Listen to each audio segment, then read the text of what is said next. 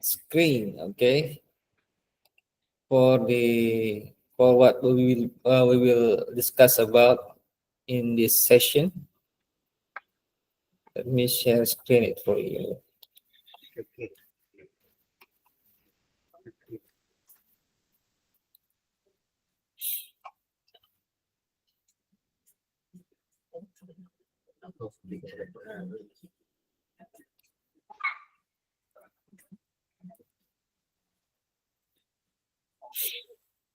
All right.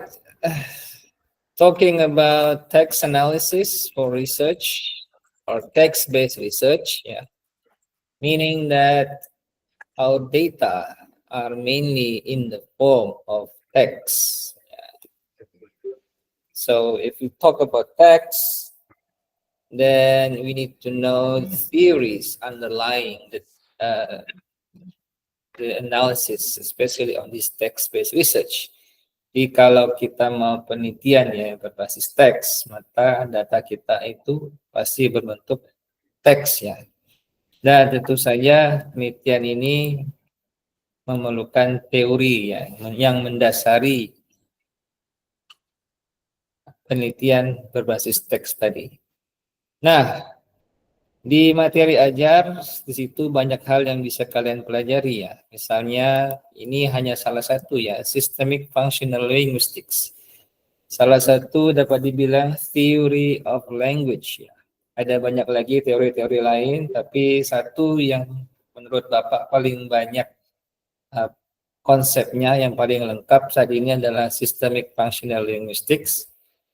Ada juga materi-teori lain ya. Misalnya ada discourse analysis, ada critical discourse analysis ya. Kemudian biasanya juga teori-teori sastra, literature itu juga digunakan ya dalam teks. Nah, di situ kalian bisa melihat beberapa hal ya tentang systemic functional linguistics. Pertama adalah basic principles-nya. Bapak tidak akan menjelaskan semua ini. Tapi nanti akan dapat share juga YouTube ya untuk materi-materi ini yang bisa kalian pelajari secara langsung jika tertarik ya. Karena teorinya banyak. Jadi kalau namanya teks, ya teks itu ya prinsipnya dia harus meaningful. Artinya ada makna yang dihasilkan. Dan teks itu tidak hanya tentang bahasa ya. Bisa banyak symbols ya, juga termasuk ya. Kemudian ada namanya metafunctions ya, ini adalah hal-hal yang membangun yang namanya genre. Oke, SFL ini merupakan teori yang mendasari misalnya pola ya, dalam hal ini genre atau text types ya. Kalau kita mananya mungkin text types, tapi awalnya kita sebut sebagai genre ya. Dari ideational, textual, interpersonal, membangun tenor, mode, feel, yang menghasilkan genre. Nah, dalam SFL banyak sekali nama analisis ya yang bisa kalian lakukan. Ada namanya mood analysis, thematic analysis, theme analysis. Itu adalah analisis kualitatif ataupun kuantitatif yang bisa kalian lakukan seandainya ingin melakukan namanya semacam genre analysis ya.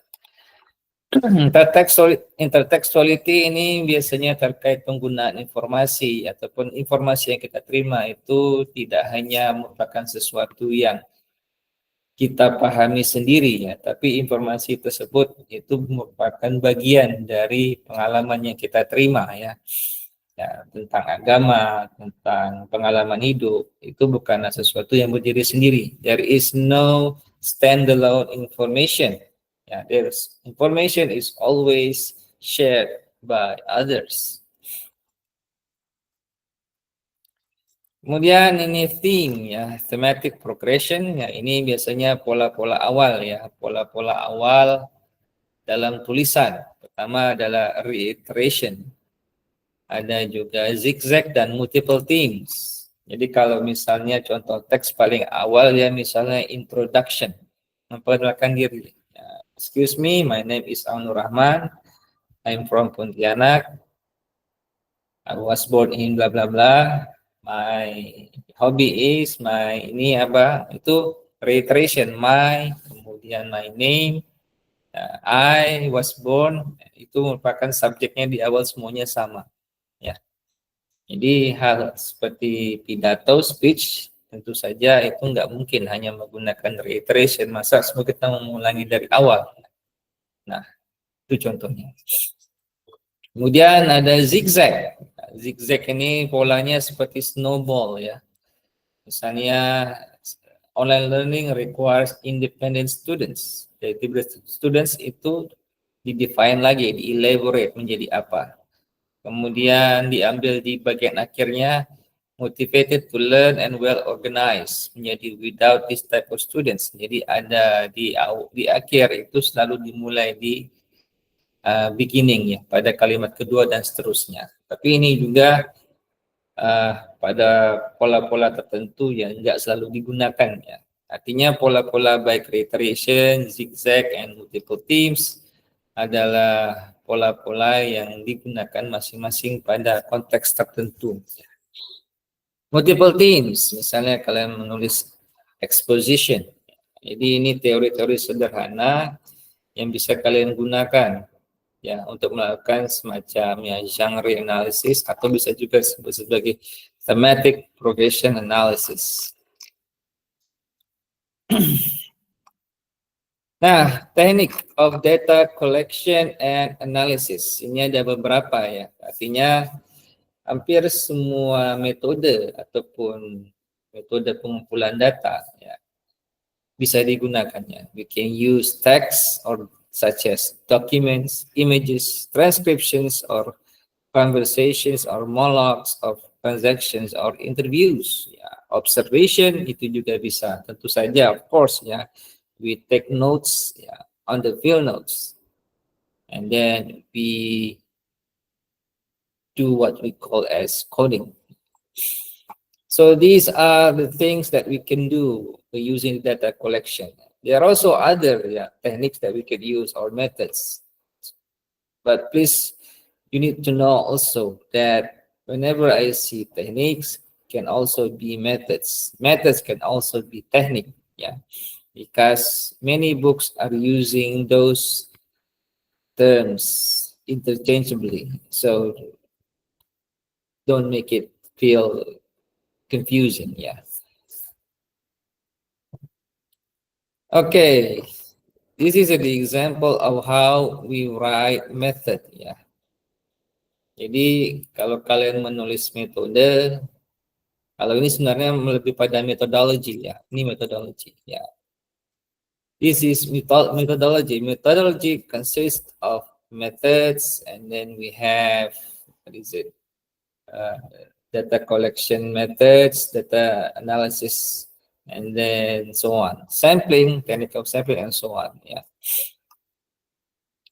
What should we have in writing a methodology, or in this case, methods for data collection? First, we need the purpose, and then we have the sampling procedures, technique of data collection, including the procedures and the blueprint of the test, misalnya.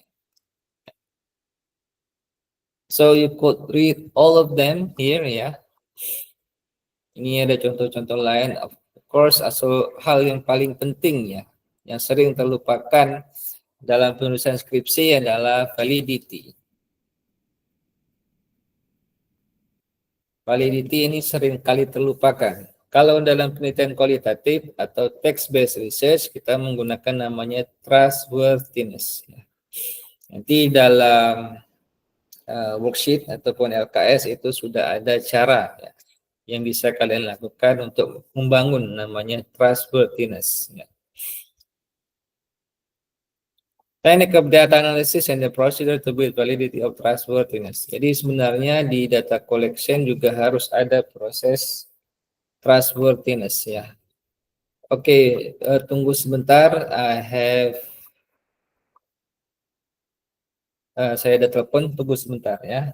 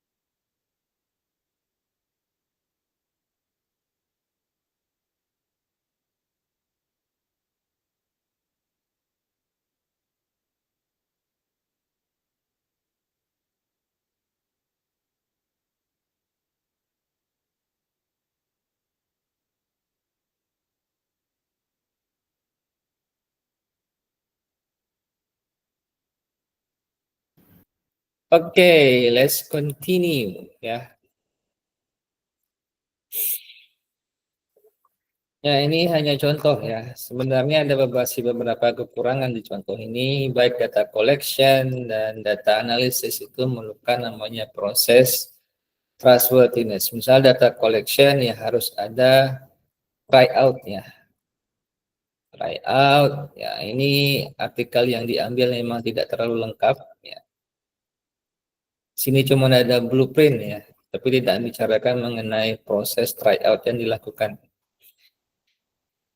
Nah, data collection tryout itu bagian yang penting. Artinya, the tryout is used to make sure that the instrument that you are using can be used, yeah, to be used in the process of the real data collection. We will see that later on the LKS. Yeah.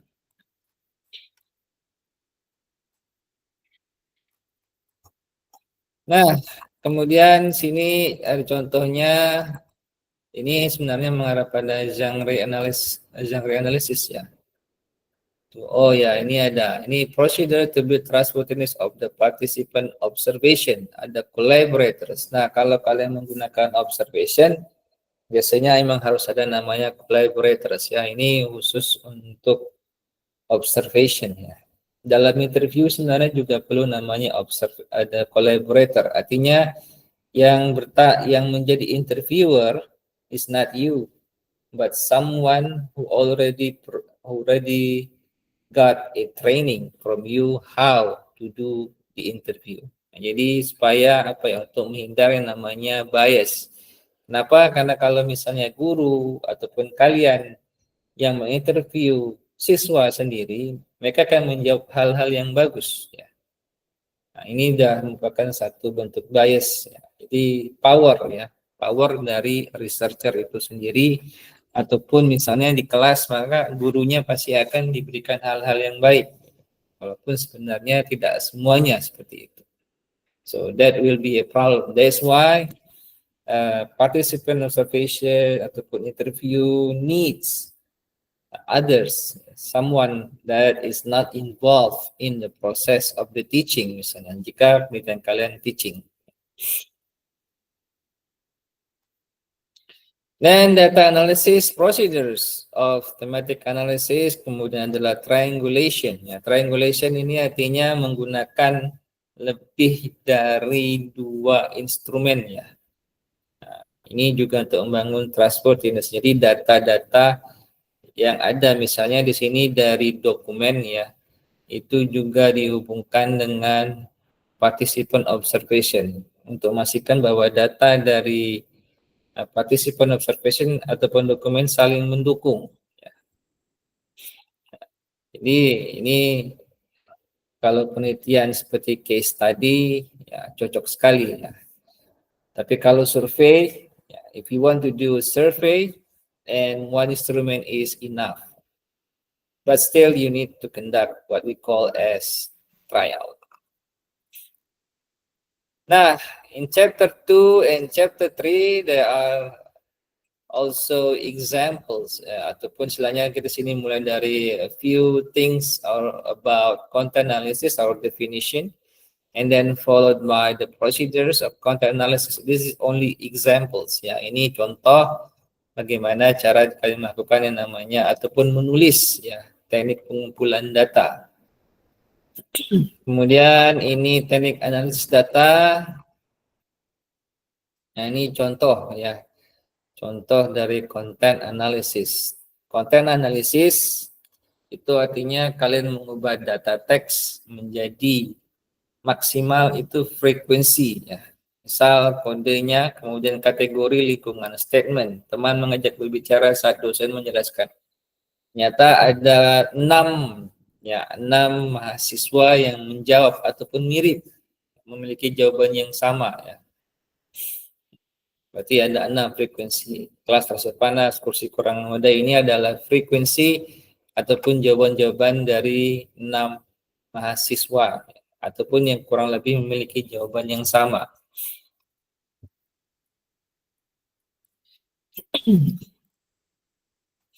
Nah, kemudian ada rater 1 dan rater 2. Artinya untuk memastikan tidak ada bias ya ataupun subjectivity dalam melakukan analisis data, maka di sini boleh researchernya, kemudian satunya adalah ya bisa expert ataupun teman kalian.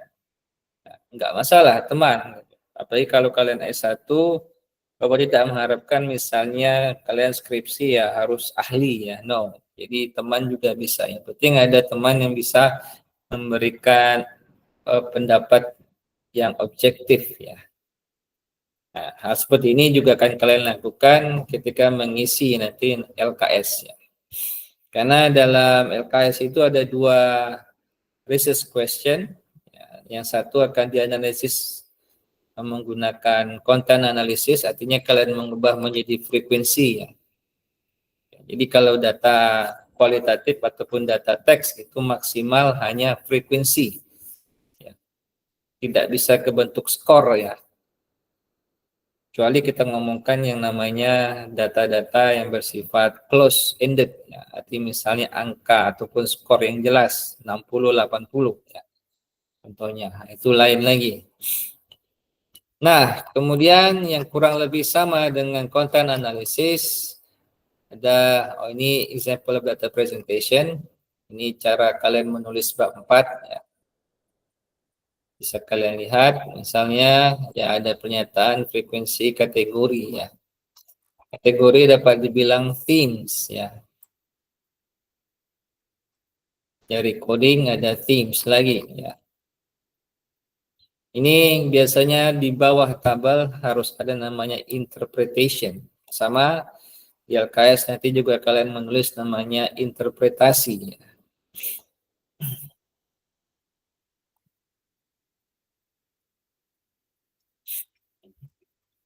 Nah, interpretasi ini ya tidak perlu panjang ya, nanti akan dijelaskan lebih lanjut. Ini hanya contoh untuk misal kalian menulis skripsi atau sejenisnya.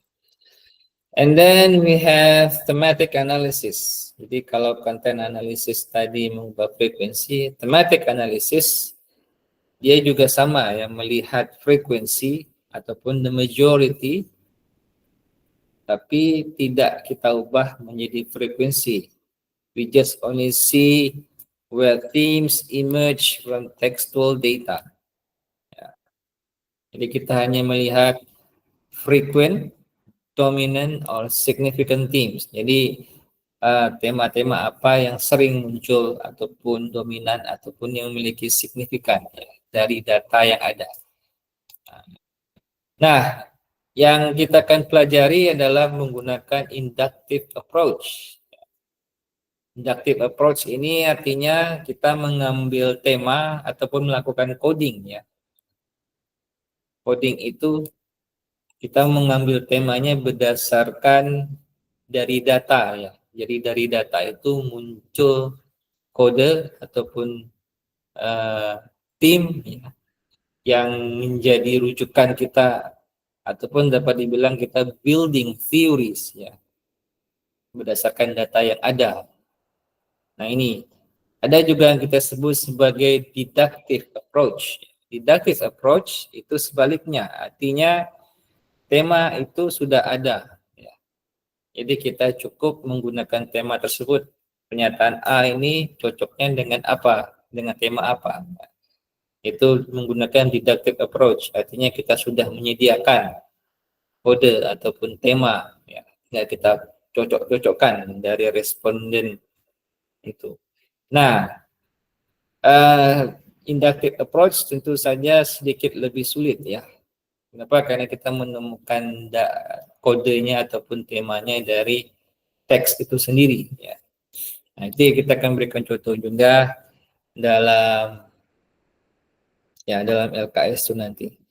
Kalau deductive approach, umumnya kita misalnya menemukan pola ya. Pola dalam genre analysis itu jelas sudah ada pola ya. Misalnya kalau pola uh, eksposisi ya, berarti sudah harus ada namanya tesis, kemudian ada apa lagi?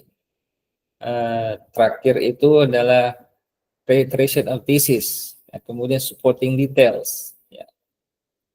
Itu adalah 3 bagian yang sudah harus ada. Itu menggunakan deductive approach. Ya.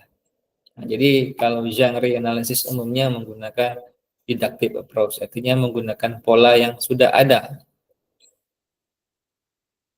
Ini contoh prosedur ya, bisa kalian ikuti.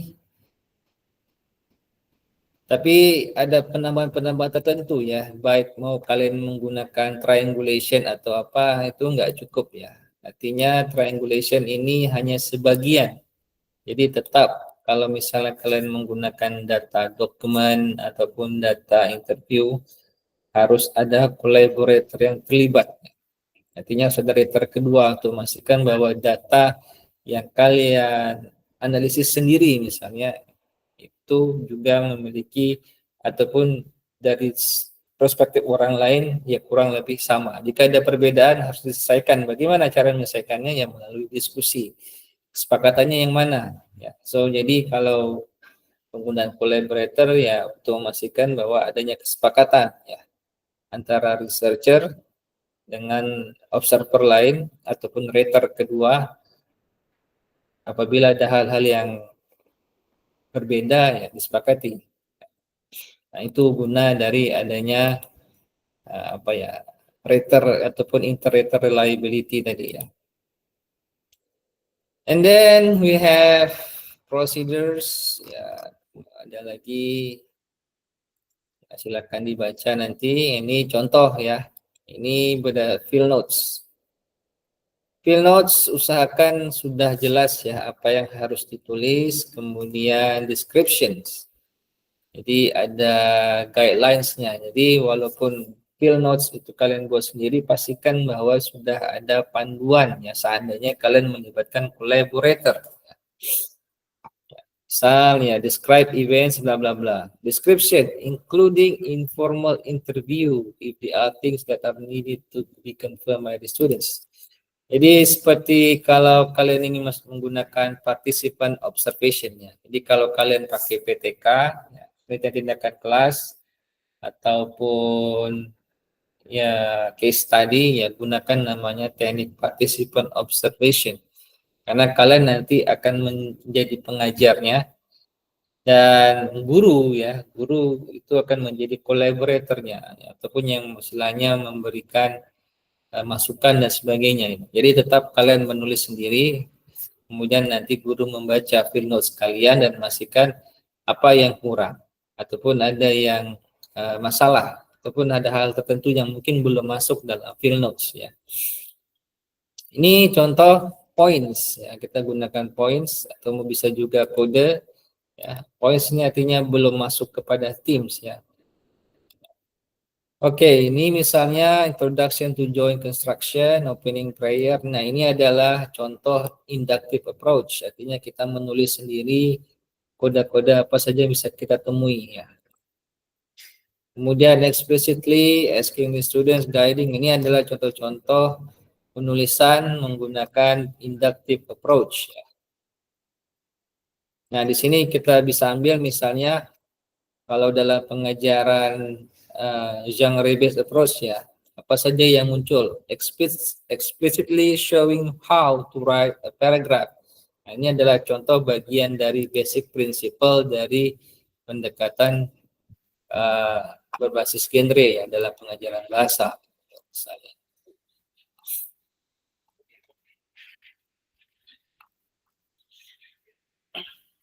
Oke, contoh. Kemudian ini contoh presentasi data ya, ataupun interpretasi data. Ya, ini thesis, statement, arguments, conclusion, ataupun reiteration ya.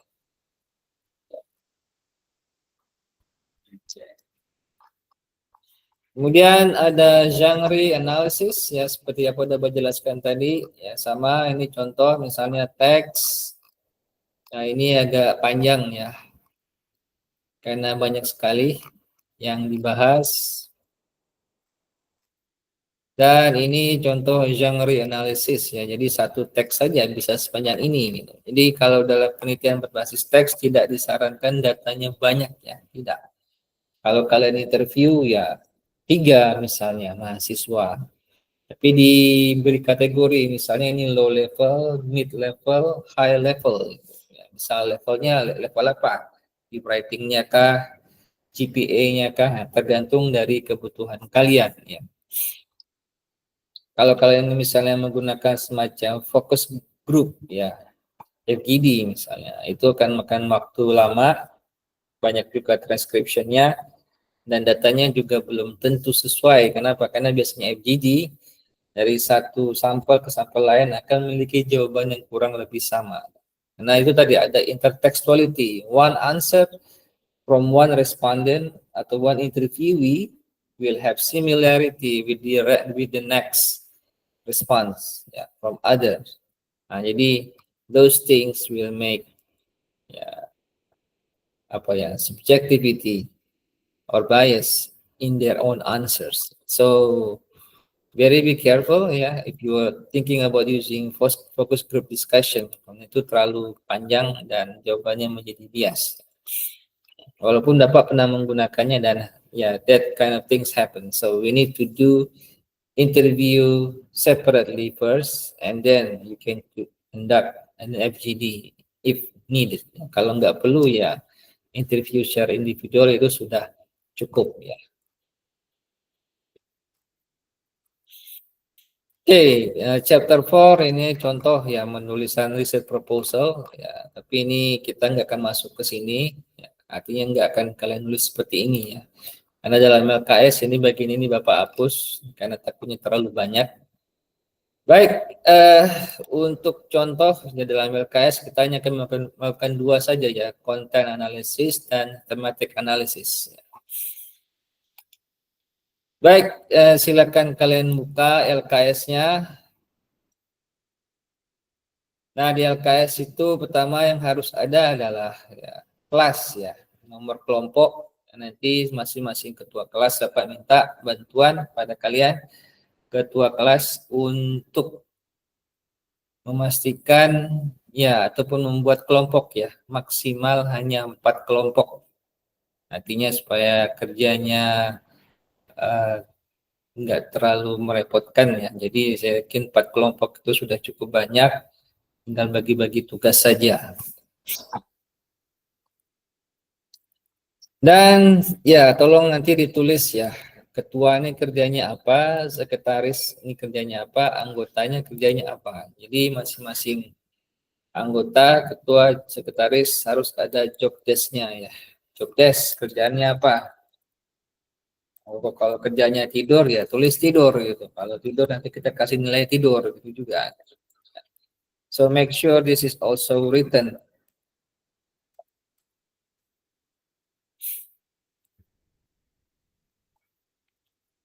Dan seterusnya ya.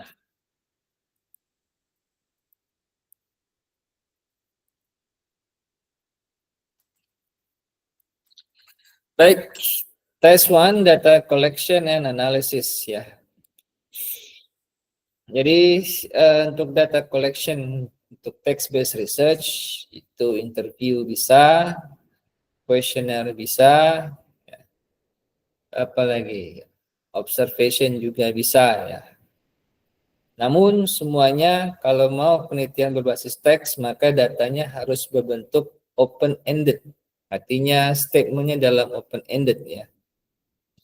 Kalau close ended maka hasilnya pasti itu dalam bentuk angka seperti Likert scale ya. Close ended questionnaire berarti menggunakan data yang ataupun jawabannya sudah jelas ya. Kalau misalnya open ended misalnya kita menggunakan pertanyaan kenapa atau mengapa atau apa yang membuat Anda merasa gelisah. Apa? Itu pertanyaan terbuka ya. Itu jika kalian menggunakan text based ya. Jadi dalam text based research instrumen yang kalian buat itu juga nggak boleh banyak pertanyaannya. Semakin banyak pertanyaan, semakin ribet jawabannya. Dan semakin terlalu banyak data yang dianalisis ya. Jadi text based research tentu saja semakin sedikit pertanyaannya, tapi jawabannya biasanya meluas ya.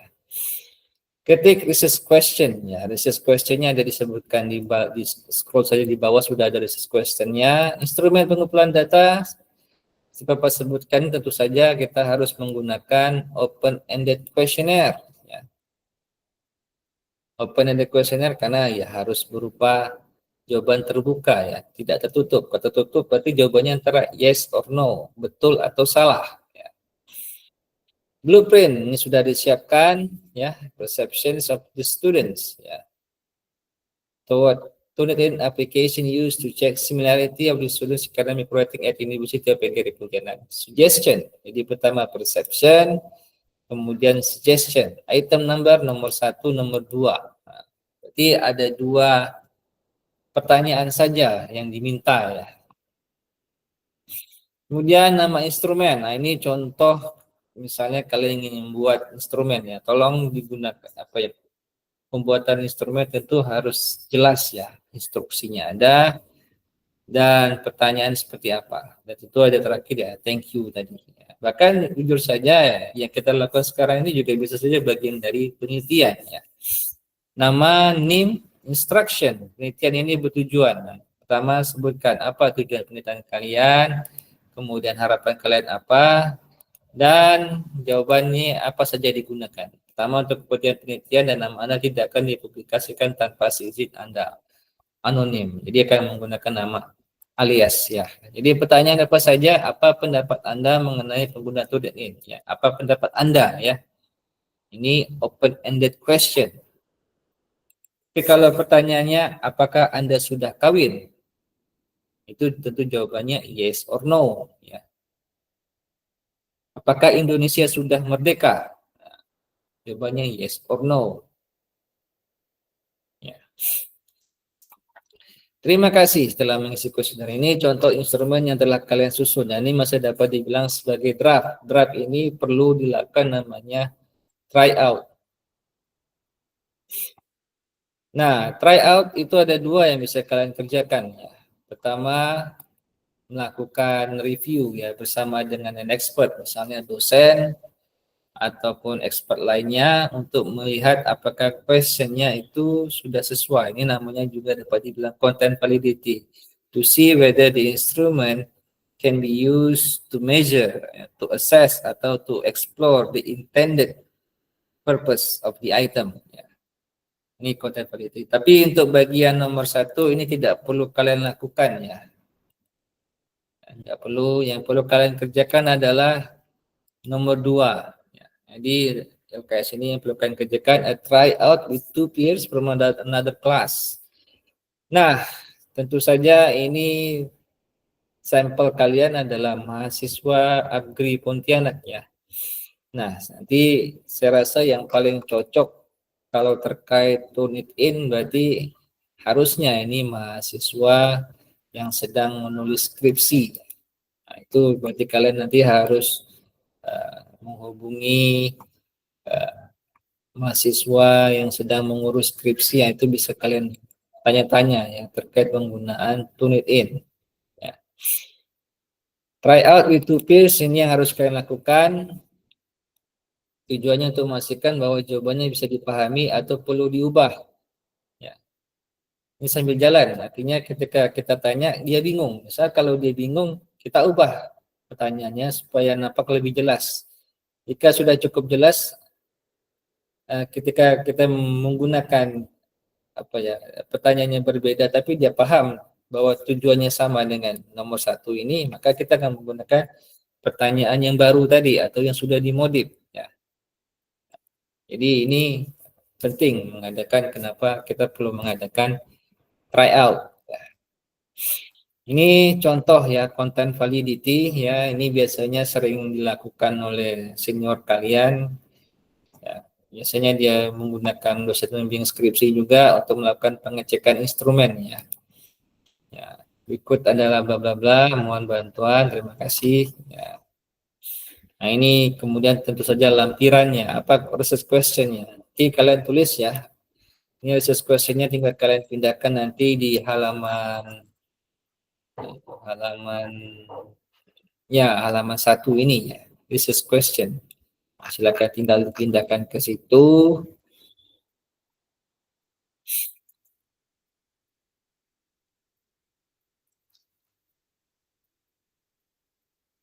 Nah, kemudian ya ini yang akan diisi oleh expert ya. Tapi ini tidak perlu kalian kerjakan.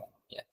Ini khusus contoh saja. Jadi kedepannya kalau kalian ingin menulis skripsi udah nggak lagi bingung lagi. Ini sudah ada contoh dan cukup menggunakan bahasa Indonesia.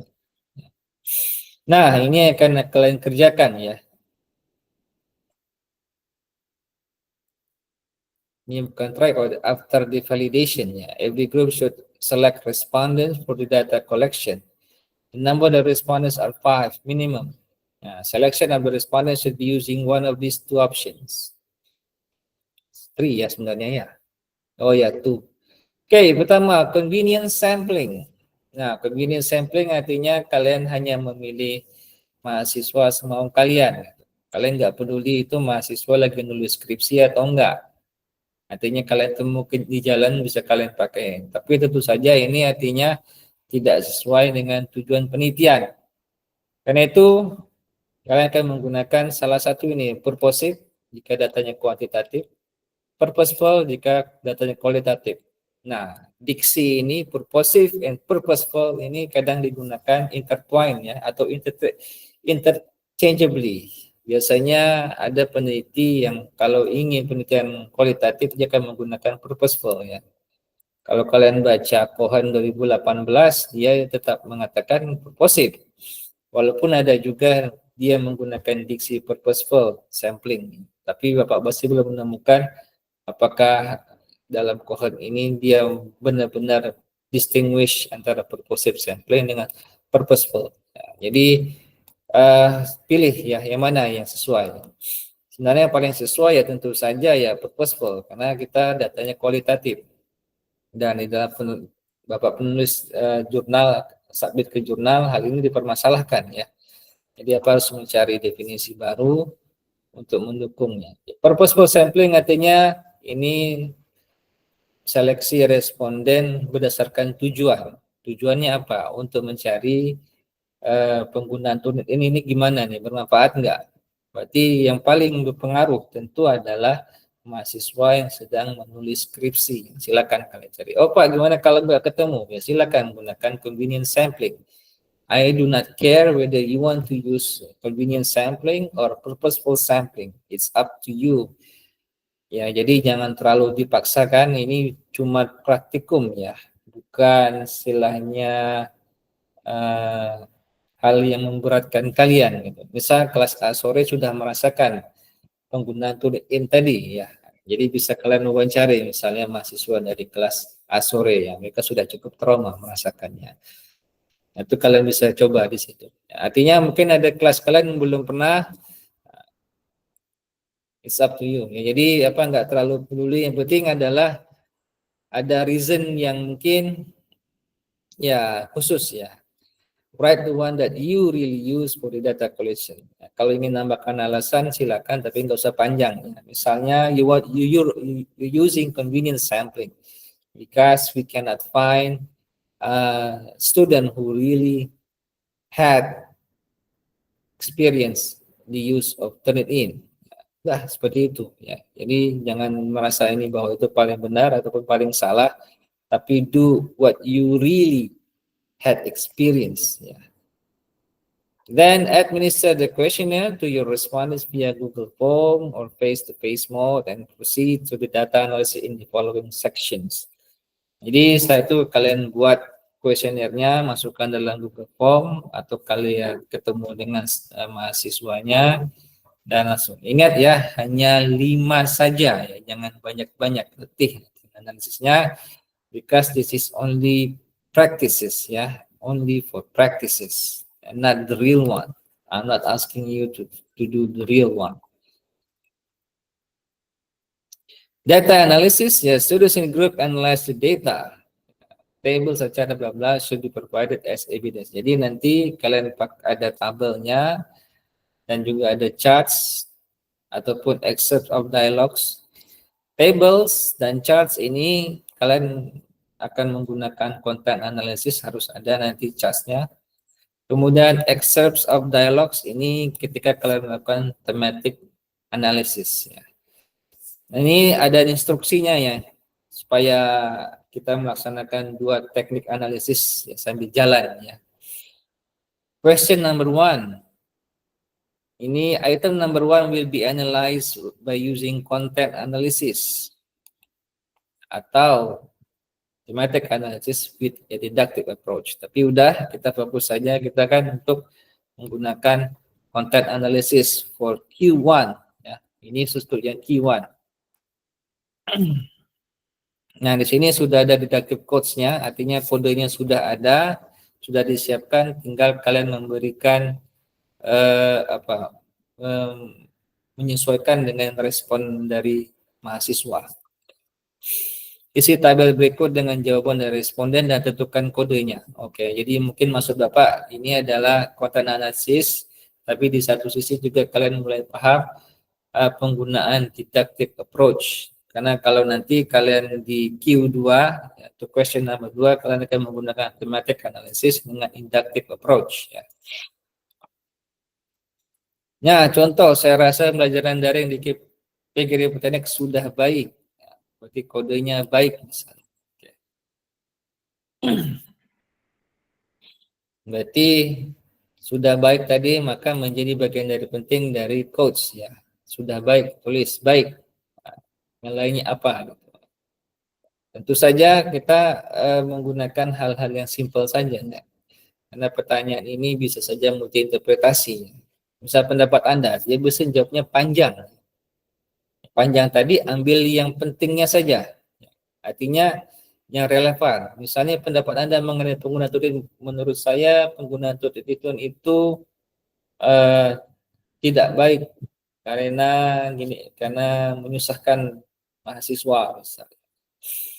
Nah, yang menyusahkan mahasiswa itu tadi nggak kita masukkan karena kode yang akan kita gunakan sudah ada ya, baik sekali, baik, cukup, kurang.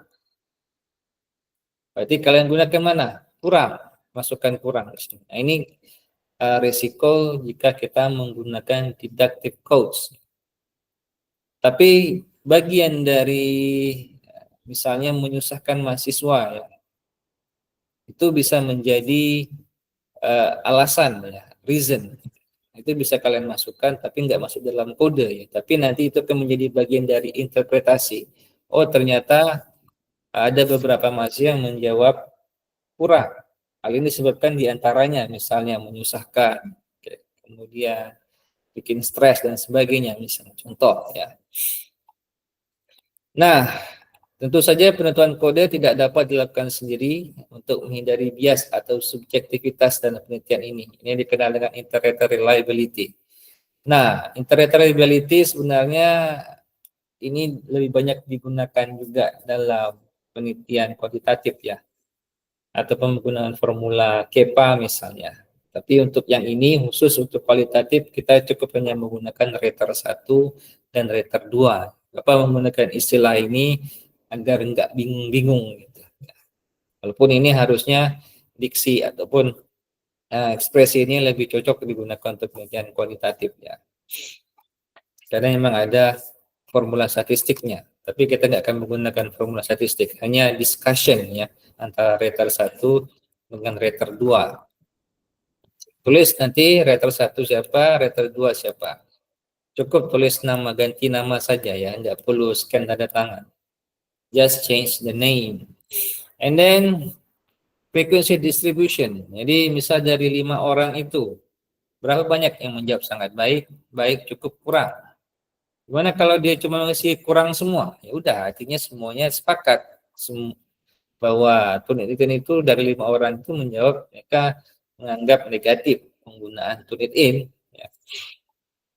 Lalu buat pie chart ya, berdasarkan tabel 2, ya, silakan buat pie chartnya dan interpretasi dalam 3 sampai 5 kalimat. Ya. Nah, interpretasi contohnya seperti apa, Pak? Nah, silakan baca lagi di materi ajar ya. Nah, item number 2. Apa syarat Anda untuk pengembangan penggunaan Turnitin untuk pengecekan similaritas tulisan ilmiah mahasiswa di APKRI Pontianak?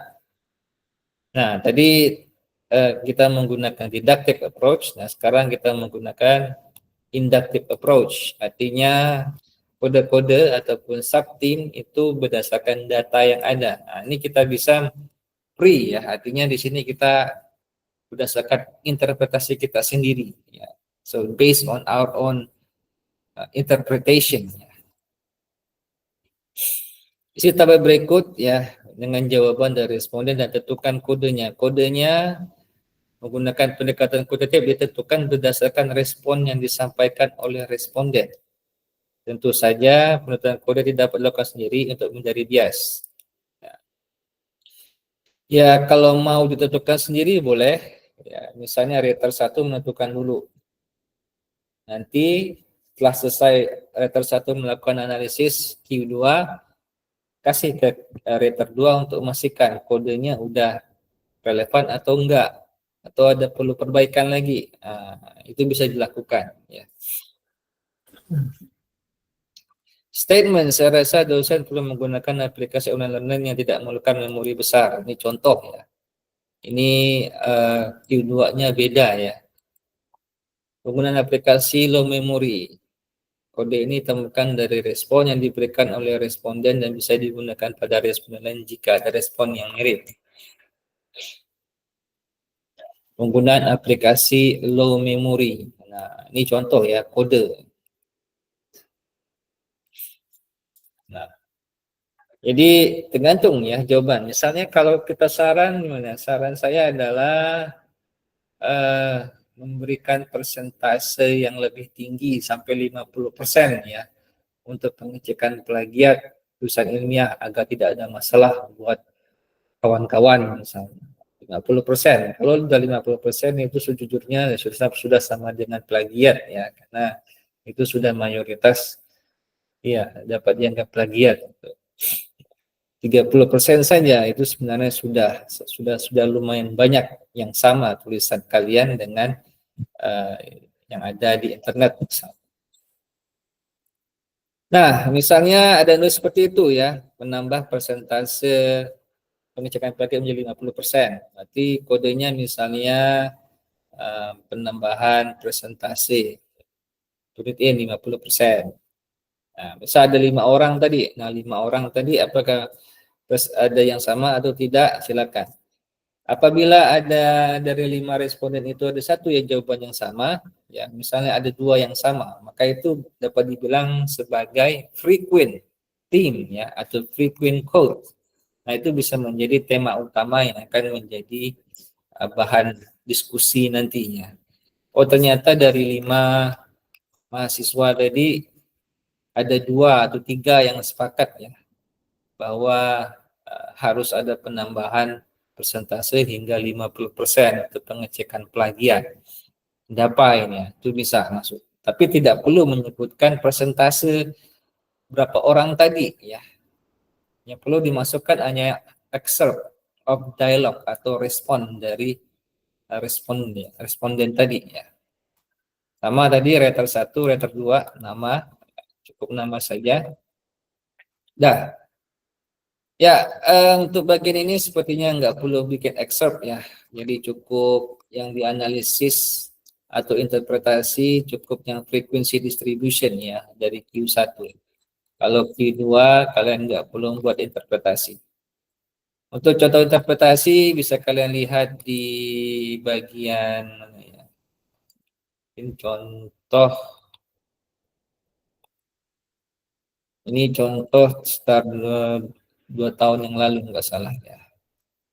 Ya, ini contoh. Ya, ini contoh ya. Contoh free practice. Kemudian harusnya open ended ya, bukan close ya. What are the perception? Ada beberapa yang Bapak salah tulis. Apa pendapat Anda? Kemudian purposive sampling, the selection of participant, bla bla bla. Jadi penggunanya purposive sampling ini tahun 2023 ya. Tapi kalau untuk sekarang ya kalian kalau kualitatif kita menggunakan purposeful ya. Purposeful. Ini kalau kualitatif. Karena ada beberapa kalau dosen yang biasanya agak sensitif dalam penggunaan diksi. Atau kalian menulis artikel, ini biasanya kualitatif menyebutnya purposeful. Walaupun ya seperti Cohen tadi menyebutkan ya hal itu nggak terlalu jadi masalah. Tapi dalam dunia artikelnya kadang ini menjadi masalah. Data analisis, misal data type codes ya, contoh cukup, baik, cukup, kurang, ini kemudian dilengkap. Ya, ingat nggak perlu di scan, cukup nama. Nah, ini contoh pie chart dan interpretasi ya, cukup 3 sampai 5 kalimat ya. Nah, kemudian question number 2 misalnya, statement, kode. Kemudian kode. Nah, di sini ya kita nggak ada interpretasi ya, ataupun tidak ada mengecek eh, apa namanya, pengecekan majority ataupun frequent ya. Tapi bisa kita masukkan misalnya pengembangan metode belajar interaktif dalam pelajaran daring dengan metode blended learning. Nah, ini kayaknya bisa nyambung ya. Artinya pengembangan itu bisa menggunakan interaksi dan blended. Nah, ini bisa menjadi majority ataupun frequent response ya, yang bisa menjadi tema utama dalam interpretasi kalian nantinya gitu. Dan selebihnya ya pada media ya. Dari kode ini berarti ada beberapa tema yang bisa diambil. Pertama ya tadi pengembangan metode pembelajaran daring. Yang kedua adalah fasilitas termasuk kuota misalnya. Nah, itu berarti ada dua tema penting ya dari 5 kode yang ditemukan ini. Subteams dengan teams.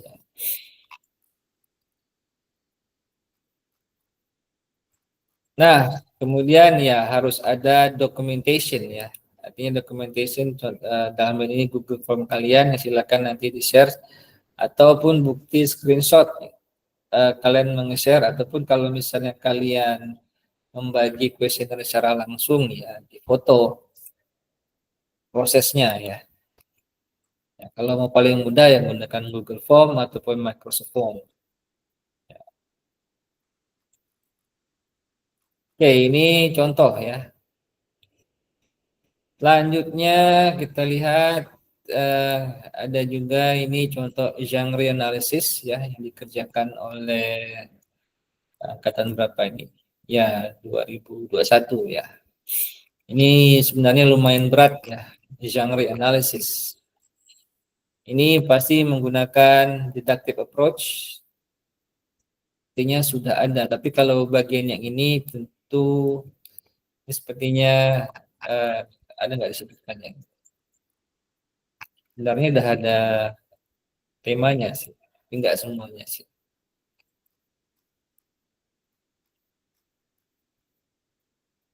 Ya, ini deductive approach ya, walaupun nggak semuanya ya.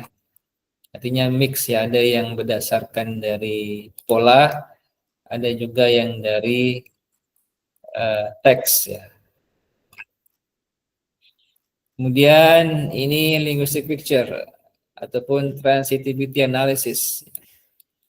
Ada beberapa the material process, mental, verbal, existential, behavioral, dan relational. Nah, ini contoh genre analisis. Jadi seandainya kalau ingin melakukan penelitian yang berbasis teks, ya, yang seperti ini ya bisa kalian kuasai. Tapi sayang kita nggak fokus pada genre analisis. Ya, mungkin untuk some other times.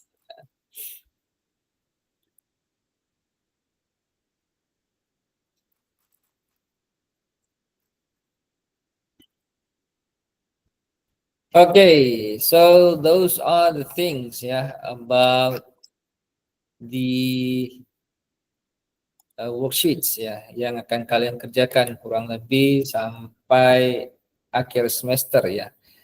Pengumpulan LKS ini ya tentu saja sebelum UAS ya. Alright, ada pertanyaan so far? Do you have any questions? Ada pertanyaan? Ada, Pak. Ya, silakan.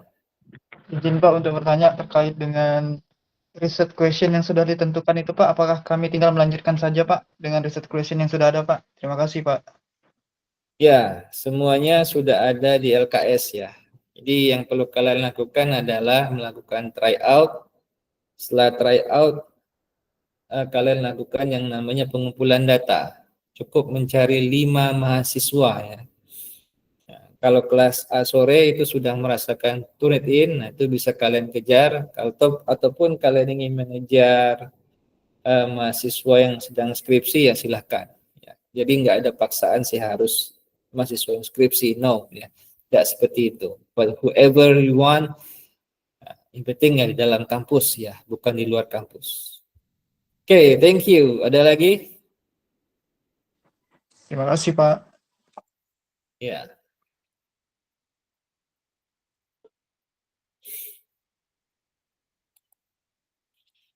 Oke, untuk tautan kehadiran bisa kalian ambil di chat ya. Silakan copy paste saja untuk teman-teman kalian. Ya.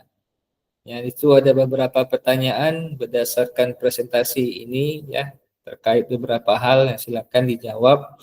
Ya, mungkin ada beberapa hal yang dipelajari atau enggak silakan dimasukkan dalam presensi dan evaluasi itu. Nanti mungkin ada sesi selanjutnya ya. Tapi Bapak nggak berani jamin, tapi pasti dalam prosesnya mungkin dalam waktu ini bulan Mei ya, ntar lagi kita ini. Ya, kurang lebih mungkin di akhir Mei ya. Itu apakah minta progress report ya. Minimal kalian sudah melakukan misalnya tryout ya. Atau sudah semuanya, silakan. Nanti akan ada format dalam bentuk pesan ya, pesan chat, pengisian progress report. Nah, pengumpulan tugas ini itu saja ya sebelum UAS ya. Dan Bapak yakin hasilnya nggak banyak ya, tinggal diisi saja.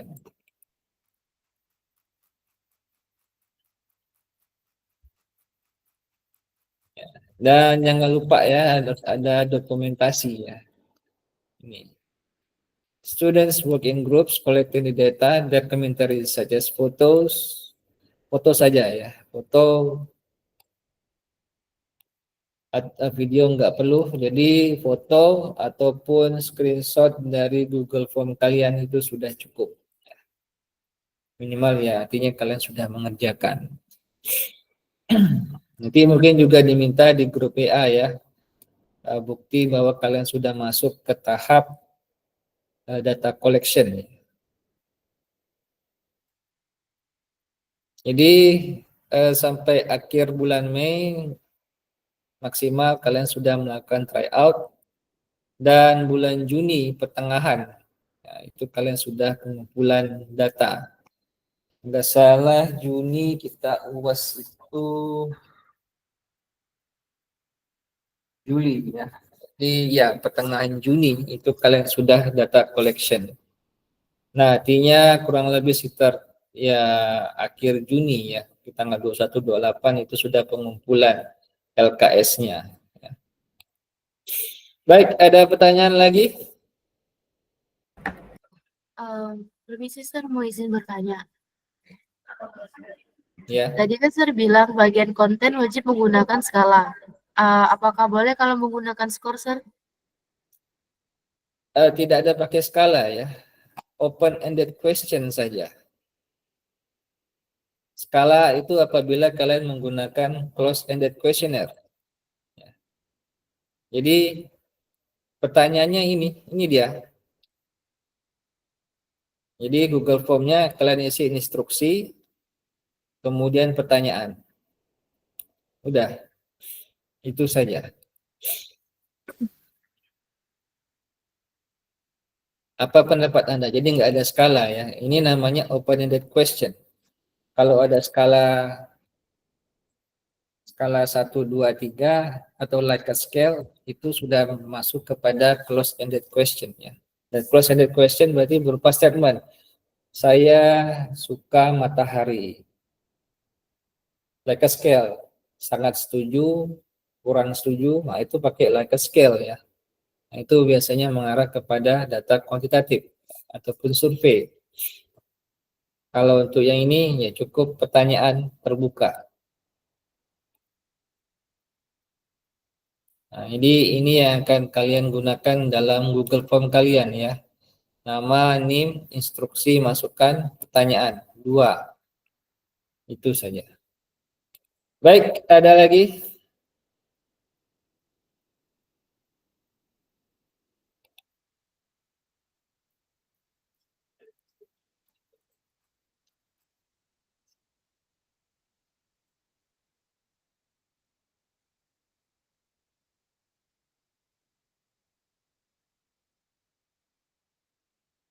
Oke, ini contoh interpretasi. Ini agak panjang. Ya. Ini lain nih kisahnya ini. Ini data collection ini.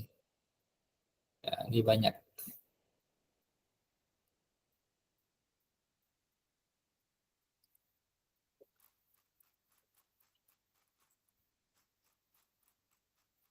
Ini bukan skala ya, kode ataupun deductive codes untuk pertanyaan Q1. Baik, ada lagi pertanyaan?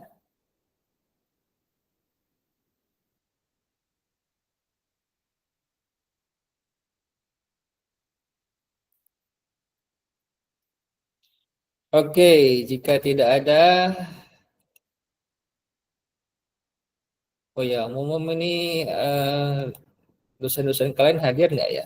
Nggak ada ya kali ya. Ada Pak Dedi nggak di sini nih? Oh, tidak ada. Pak Arif ada nggak? Nggak ada juga. So I'm Pak alone Arif. today. Ada. Yang main Morning nggak? ada, morning ada Pak. Oh ada Kak. Kelas Pak Dedi ada? Hadir saya. Oke. Pak Arif pun nggak salah kelas pagi ya. Yes sir. Okay. I think that is all for today. Yeah. So we will discuss further more in the group WA. If you have any further question, please let me know. Ya. Jadi tolong di chat saja di grup tersebut apabila ada hal-hal yang masih membingungkan kalian. Okay. Thank you very much for your time. Have a nice weekend. Assalamualaikum warahmatullahi wabarakatuh and good evening. Waalaikumsalam warahmatullahi wabarakatuh. Thank you,